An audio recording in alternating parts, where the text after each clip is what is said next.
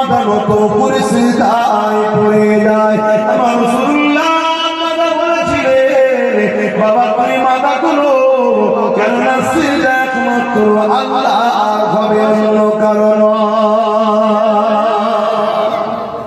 এই জায়গায় এই সাইডে রাসূলের দাদার মুখের দিকে দিয়ে তাকিয়েছে, মাথা নত করে সিজদায় পড়ে।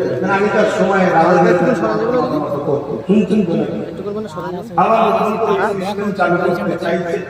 এই সিস্টেমের সবচেয়ে বড় বাধা হয়ে দাঁড়াচ্ছে ইসলাম। ইসলাম এক আল্লাহ ছাড়া কারো সিজদা কি জানো নাই, অসুবিধা হচ্ছে না এখানে। আমার রাসূলের দাদা কি বলেছিলেন, সিজদা একমাত্র কার আল্লাহ। এ থেকে কি বুঝে যাচ্ছে রাসূলের দাদা বলো ইসলামের উপরেই ছিল, জোরে বলুন সুবহানাল্লাহ। দ্বীপে ইব্রাহিমে ছিলেন, জোরে বলুন সুবহানাল্লাহ।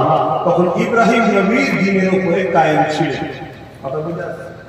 কিন্তু আজ আমাদের কাছে সমাজে কিছু কথা শেখানো হয়, সে কথা হলো কি যে রাসূল পাক সাল্লাল্লাহু আলাইহি সাল্লামের আব্বা আম্মা জান্নাতি না জাহান্নামী, প্রশ্ন করা হয় না, হয় না?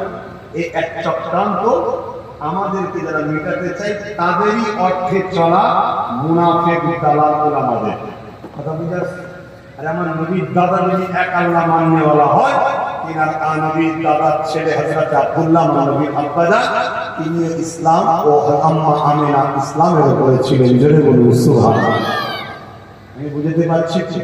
আমরা অনেকে মনে করি ইসলাম আমার নবী থেকে শুরু হয়েছে, না, ইসলাম বাপ আদম থেকে শুরু, আমার নবী কমপ্লিট করে সিল মোহর করে দিয়ে গেছে, জোরে বলুন সুবহানাল্লাহ।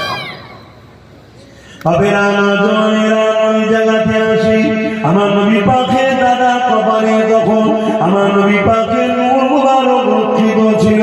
আমার নবী পাকের নূরের চমকেতে এমন করে আব্রাহা বাদশাহরা বলা এবং কেউ উঠে সিজদাতে পড়তে লাগলো, অনেক বড় কথা এমন করে বলতে লাগলো। এই আব্রাহা বাদশাহ বলতে লেগেছে, হে মক্কা গভর্নর, হে মক্কা দায়িত্বে যিনি রয়েছেন আব্দুল মুতালিব, আমাকে আব্রাহা বাদশাহ পাঠিয়েছে এমন করে মক্কার উপরে হামলা করবে, আমাদের লক্ষ্য কাবা ঘরকে